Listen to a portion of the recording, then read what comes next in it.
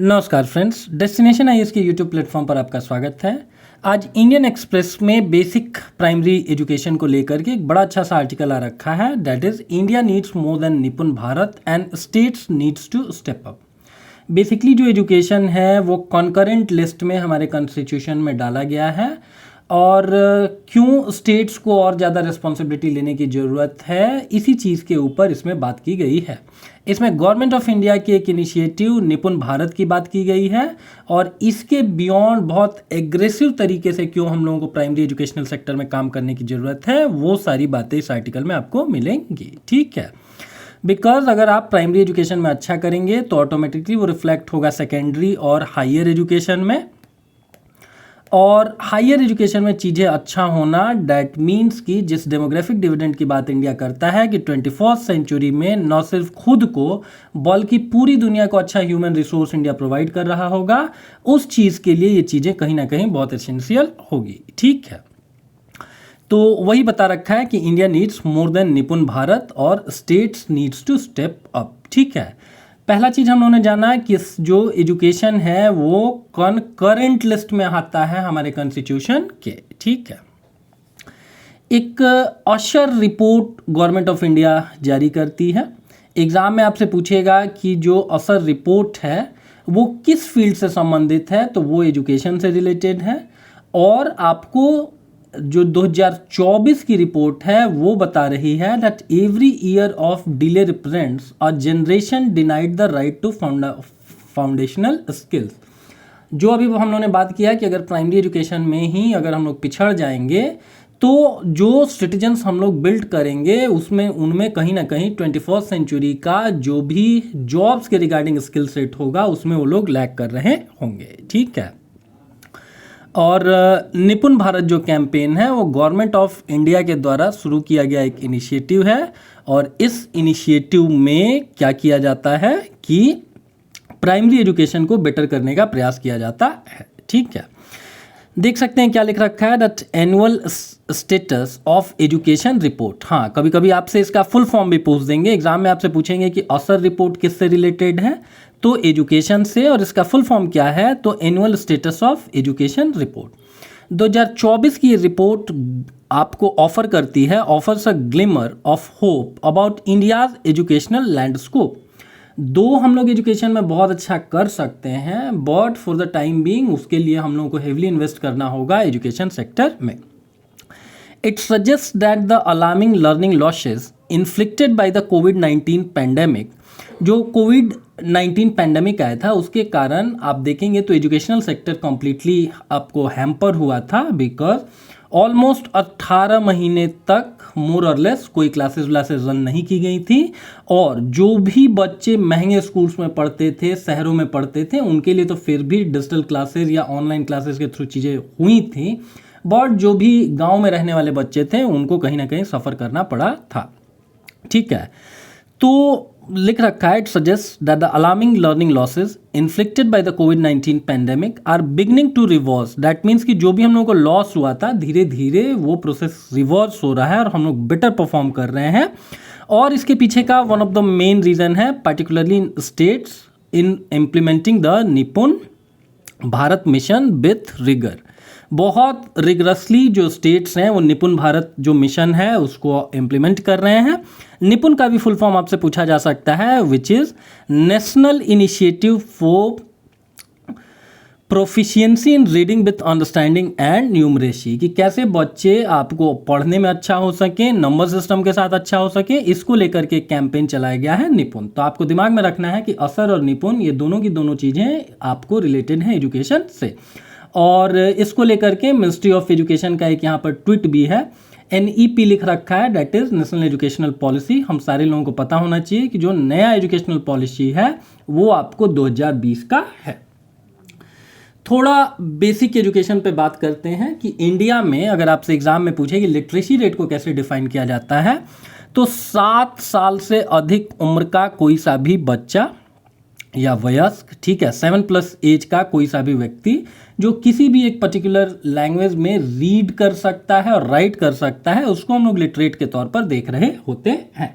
ठीक है, अगर ओवरऑल लिटरेसी की बात की जाए तो इंडिया की ओवरऑल जो लिटरेसी है वो पुरुषों के मामले में है 80.89% और महिलाओं के बारे में है 64.64%। अगर लोएस्ट लिटरेसी रेट की बात की जाए तो ये बिहार है विथ 61.8% लिटरेसी रेट। उसमें भी अगर पुरुषों की लिटरेसी रेट की बात की जाए तो बिहार में पुरुषों की लिटरेसी रेट है 71.2% और अगर महिलाओं की लिटरेसी रेट की बात की जाए तो महिलाओं की लिटरेसी रेट है 51.5%। ठीक है। और अगर मैक्सिमम लिटरेसी रेट की बात की जाए तो केरल आपको लिटरेसी रेट में अच्छा है, केरला आपको लिटरेसी रेट में अच्छा है और इसके अतिरिक्त लक्षद्वीप यूटीज में लिटरेसी रेट में बहुत अच्छा है। तो यहाँ हम लोगों ने सीखा कि इंडिया का जो भी लिटरेसी रेट का बेसिक डेटा है उसको, लिटरेसी रेट का डेफिनीशन क्या है उसको हम लोगों ने जाना और बिहार के लिटरेसी रेट से रिलेटेड कुछ डेटाज वगैरह को हम लोगों ने यहीं पर सीखा। अगला इस आर्टिकल में बता रखा है कि अगर इस फील्ड में इंडिया को कुछ अच्छा अचीव करना है तो पब्लिक अवेयरनेस कैंपेन चलाना होगा जो कि ट्रांसफॉर्म कर सके एजुकेशनल सेक्टर को, जस्ट लाइक हेल्थ सेक्टर। जैसे पल्स पोलियो ड्राइव था, याद होगा आप लोगों को कि पल्स पोलियो से निजात दिलाने के लिए बहुत एग्रेसिवली गवर्नमेंट ऑफ इंडिया घर घर गई थी और उसने पल्स पोलियो कैंपेन चलाया था। बड़े बड़े सेलिब्रिटीज़ जैसे अमिताभ बच्चन साहब को इस कैंपेन से जोड़ा गया था और तब जा कर के इंडिया आज के समय में पोलियो फ्री आपको नेशन है। या टूरिज्म को लेकर के जैसे बिहार गवर्नमेंट का है ब्लिसफुल बिहार टैगलाइन के साथ बिहार टूरिज्म को प्रमोट करने के लिए, या उत्तराखंड और हिमाचल जैसे जो पहाड़ी राज्य हैं वो अपने टूरिज्म को बहुत एग्रेसिवली प्रमोट करते हैं। सिमिलरली एजुकेशन को भी हम लोगों को नेग्लेक्ट नहीं करना है और इस फील्ड में भी बहुत एग्रेसिव तरीके से हम लोगों को आपको प्रमोट करने की ज़रूरत है, कैंपेन वगैरह चलाने की ज़रूरत है। ठीक है, तो इस चीज़ पे अगर हम लोग काम कर रहे होंगे तो चीज़ें हमारी बेटर होंगी। पर्टिकुलरली हमारा FLN बढ़िया होगा और FLN का फुल फॉर्म होता है, एग्जाम में आपसे पूछ सकते हैं, फाउंडेशनल लिटरेसी एंड न्यूमरेसी। ठीक है, कि आप साक्षर भी हों और आप नंबर के साथ भी आपके जो फाउंडेशन हैं वो बेटर हैं। तो FLN का भी फुल फॉर्म आप नोट डाउन करेंगे, फाउंडेशनल लिटरेसी एंड न्यूमरेसी। ठीक है, तो इस पैराग्राफ में बेसिकली यही बताया गया है कि एग्रेसिव हम लोगों को यहाँ पर भी कैंपेन चलाने की ज़रूरत है। अगला बताया गया है कि अगर ऐसा कोई सस्टेन्ड कैंपेन हम लोग चलाते हैं तो वो फाउंडेशनल स्किल्स को क्या करेगा, इन्हेंस करेगा।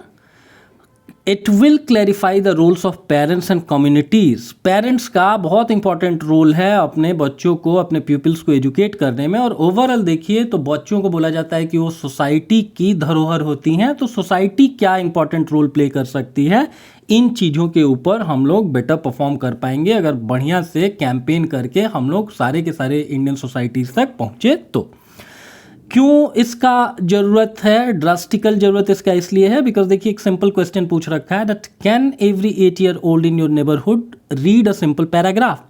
अपने अगल बगल के बच्चों को अगर हम लोग जहन में लाएंगे तो विल फाइंड कि उनमें से बहुत से बच्चे जो yes they are going to school but फिर भी वो they are unable to simply read and write. तो डैट मीन्स कि FLN में वो कहीं ना कहीं पिछड़े हुए हैं और इस चीज़ को एड्रेस करने की ज़रूरत है। Economically, the rationale is clear. Studies shows that investment in FLN yield returns 5 to 6 times higher than later remedial programs like vocational training. हाँ, अगर अभी हम लोग नहीं चेतते और बच्चों की एजुकेशन में हमने अभी अगर इन्वेस्ट नहीं किया तो होता ये है कि UN के सामने या बाकी सारे इंटरनेशनल फोरम्स पर अपनी नाक बचाने के लिए हम लोगों को प्रौढ़ शिक्षा को प्रमोट करना पड़ता है और उसका जो लागत आता है, उस पर जो इन्वेस्टमेंट आता है वो 5 to 6 टाइम्स बेटर होता है। और वो भी तब जब हमारे नागरिक शिक्षा के अभाव में आपको बहुत अच्छे सिटीजन्स, बहुत स्किलफुल वो ह्यूमन रिसोर्स नहीं बन पाते हैं। तो उस समय 5 रुपया खर्च करने से बेहतर है कि अभी ही 1 रुपया हम लोग खर्च कर दिया जाए ताकि चीज़ें बेटर हो जाए। ठीक है, however governments often avoid such campaigns. Government हालांकि ऐसे कैंपेन को लॉन्च करने से भी अवॉइड करती हैं बिकॉज वो फियर करती हैं कि ऐसा कुछ भी उनका सिस्टमेटिक फेलियर को एक्सपोज कर देगा कि भैया प्राइमरी एजुकेशन में बहुत सारी सरकारों ने बहुत अच्छा काम नहीं किया हुआ है ओवरऑल भी देखिए तो दुनिया भर के लिटरेसी रेट से हम लोग पीछे हैं। तो सरकारें ऐसा कोई कैंपेन इसलिए भी नहीं चलाती हैं कि उनको लगता है कि ये मीडिया में लाइमलाइट में आ जाएंगी चीज़ें कि भैया इस राज्य में शिक्षा का स्तर बहुत अच्छा नहीं है, इंफ्रास्ट्रक्चर अच्छा नहीं है, स्कूल्स वगैरह बहुत अच्छे नहीं हैं, जो टीचर टू स्टूडेंट का रेशियो है वो बहुत हायर है। तो बताया गया कि national wide public education campaign अगर आप ऐसा कुछ करेंगे तो इसके कारण क्या हो रहा होगा कि चीज़ें बेटर होंगी। और इसके एक्टिविटीज़ के तौर पर क्या बताया गया है कि एक्शनेबल गाइडेंस लाइए आप पेरेंट्स के लिए। फॉर एग्जाम्पल टीचर्स पेरेंट्स को इस चीज़ के लिए प्रमोट करिए कि भैया आप अपने बच्चों को न्यूज़पेपर हेडलाइंस या साइन बोर्ड्स पढ़ने के लिए इनकरेज करिए, उनको प्रैक्टिस करवाइए कि वो नंबर वगैरह को काउंट कर सकें और धीरे धीरे इन लॉन्ग रन चीज़ें फिर आपके बच्चे के लिए बढ़िया हो जाएंगी। ठीक है, अगला लिख रखा है कि लार्ज स्केल पार्टनरशिप की ज़रूरत है विथ प्राइवेट सेक्टर। अगर प्राइवेट सेक्टर को अच्छे तरीके से इंक्लूड करके अगर हम लोग चीज़ों को बढ़िया करते हैं तो चीज़ें फिर हमारे लिए बहुत अच्छी हो सकती हैं। हम लोग प्राइवेट सेक्टर के साथ पार्टनरशिप वगैरह में भी आ सकते हैं आपको एजुकेशन सिस्टम को अच्छा करने के लिए।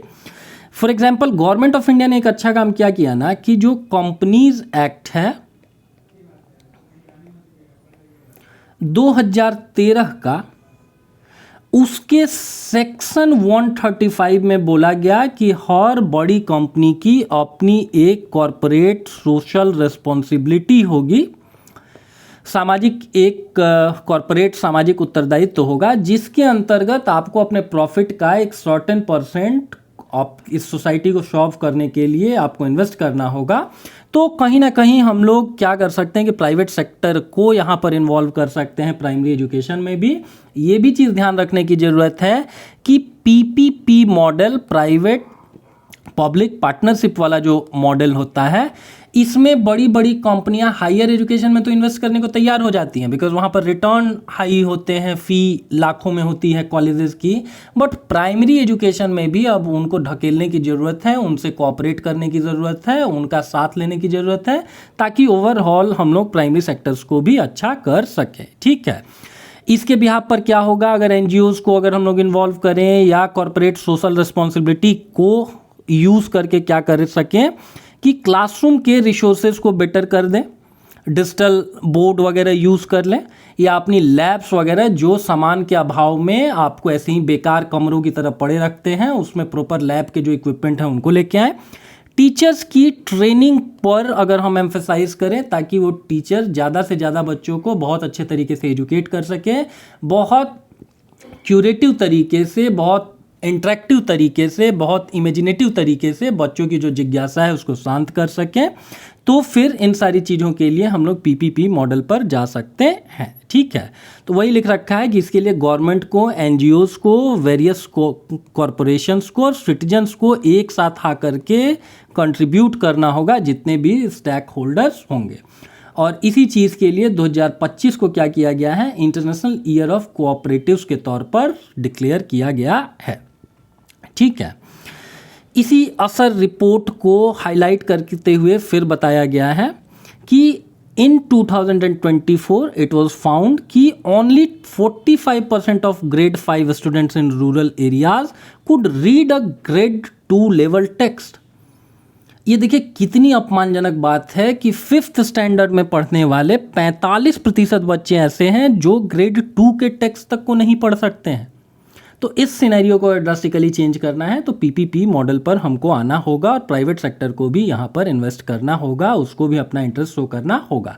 इसका फ़ायदा लॉन्ग रन में क्या होगा प्राइवेट सेक्टर को कि भैया मैक्सिमम लोग जो जॉब करते हैं वो प्राइवेट सेक्टर में करते हैं। तो अगर आप प्राइमरी एजुकेशन को अच्छा करने में सरकार को सहयोग देते हैं तो कल को आपको ही वेल स्किल्ड लोग मिल रहे होंगे, जो चीज़ें आपके लिए ज़्यादा बेटर होंगी। ठीक है, लास्ट में बताया गया है कि इंडिया ने विड्रॉ कर लिया from the programme for international school assessment PISA. ये भी अगर आपसे एग्जाम में पूछा हुआ है कि पीशा क्या है, तो ये इंटरनेशनल एक प्रोग्राम था जिसके तहत स्टूडेंट्स का असेसमेंट किया जाता था। हाउएवर इंडिया ने इसे विड्रॉ कर लिया आफ्टर पुअर रैंकिंग इन 2009 2009 में हम लोगों को पुअर रैंकिंग दी गई। हम लोगों ने कहा कि भैया ये रिपोर्ट जो है वो वेस्ट के बायस्ड माइंडसेट के आधार पर बनाई गई है, and this is the exact reason कि हम लोग इससे बाहर आ रहे हैं और हम लोग इंडिजिनस तरीके से अपने स्वदेशी मॉडल के आधार पर ही अपने एजुकेशनल सिस्टम को बिल्ड कर रहे होंगे। बट वो तो एक अच्छी चीज़ है, बट ओवरऑल देखा जाए तो इंटरनेशनल स्टैंडर्ड्स के हिसाब से हमारे एजुकेशनल सिस्टम में अभी भी ड्रास्टिक चेंजेस की ज़रूरत है। ठीक है, उन्हीं सारी बातों को फिर से बताया गया है यहाँ पर कि कैसे निपुण भारत कैंपेन को भी अगर हम लोग इफ़ेक्टिवली यूज़ कर सकें, फॉर एग्जांपल जैसे टीचर ट्रेनिंग प्रोग्राम हो गए, करिकुलर में रिफॉर्म ला दिए, जो रीसेंट जो स्किल रिक्वायर्ड है बच्चों लोगों से, अगर उसके हिसाब से बच्चों को अभी से अगर आप ट्रेन करें और उस ट्रेनिंग के लिए करिकुलर में आप रिफॉर्म कर दें तो चीज़ें लॉन्ग रन में ज़्यादा बेहतर होंगी। ठीक है, और अगर इन सारी चीज़ों पर हमने बहुत अच्छा परफॉर्म कर दिया तो लास्ट में कंक्लूजन में क्या लिख रखा है कि 2030 का जो डेडलाइन है United nation sustainable development goal का, ये ओवरऑल 17 गोल्स हैं। पता नहीं यहाँ पे लिख क्यों नहीं पा रहे हैं। एनीवे, आप सुन ही लीजिए। जो 17 गोल हैं सस्टेनेबल डेवलपमेंट के, उसमें भी जो चौथा नंबर का गोल है वो क्वालिटी एजुकेशन है। अगर अभी से हम लोग निपुण भारत की रिपोर्ट्स के आधार पर अच्छा काम करेंगे तो सस्टेनेबल डेवलपमेंट गोल्स को हम लोग अचीव कर पाएंगे। उसका चौथा नंबर जो टारगेट है वो क्वालिटी एजुकेशन है, उसको हम लोग अचीव करेंगे। एंड नॉट ओनली दैट, 5वें नंबर पर जेंडर इक्वालिटी है। अगर आप एजुकेशन को अच्छा करेंगे, बच्चों को अभी से जेंडर न्यूट्रल या जेंडर सेंसिटिव कोर्सेज बताएंगे तो लॉन्ग रन में जेंडर इक्वालिटी की तरफ भी हम लोग बेटर काम कर सकते हैं। तो ये एक आर्टिकल था जिसमें प्रीलिम्स के हिसाब से हम लोगों ने जाना कि भैया पीसा रिपोर्ट, असर या निपुण भारत जो रिपोर्ट है वो किससे रिलेटेड है, एजुकेशन से। ये एक इंटरनेशनल असेसमेंट का तरीका है। इसके अतिरिक्त हम लोगों ने जाना कि इंडिया में लिटरेसी का डेफिनेशन क्या है, 7+ ईयर्स है। इसके अतिरिक्त ओवरऑल हम लोगों ने इंडिया में लिटरेसी को जाना, ये भी जाना कि कौन से राज्य आगे हैं, जैसे केरल, पीछे में बिहार है, और बिहार की ओवरऑल जो लिटरेसी रेट है वो आपसे बीपीएससी हमेशा पूछते रहता है, तो इसको ध्यान में रखेंगे। और इस रिपोर्ट के आधार पर वो लोग आपसे क्वेश्चन वगैरह पूछ सकते हैं कि निपुण भारत की जो रिपोर्ट आई है इसमें जो चैलेंजेस बताए गए हैं उसको किस तरीके से टैकल करने की ज़रूरत है, या ओवरऑल इंडिया में प्राइमरी एजुकेशन को कैसे हम लोग रिफॉर्म कर सकते हैं, रिवाइटलाइज कर सकते हैं, इसको लेकर के भी वो लोग क्वेश्चन पूछ सकते हैं। तो वी आर क्वाइट होपफुल कि ये सेशन आपको अच्छा लगा होगा। अगर आपको अच्छा लगा तो प्लीज़ इसको लाइक करेंगे, एक अच्छा सा कमेंट लिखेंगे, और अगर इससे रिलेटेड आपके मन में कोई सी भी क्वेरी है तो please do ask. Till then, have fun and keep learning. Thank you.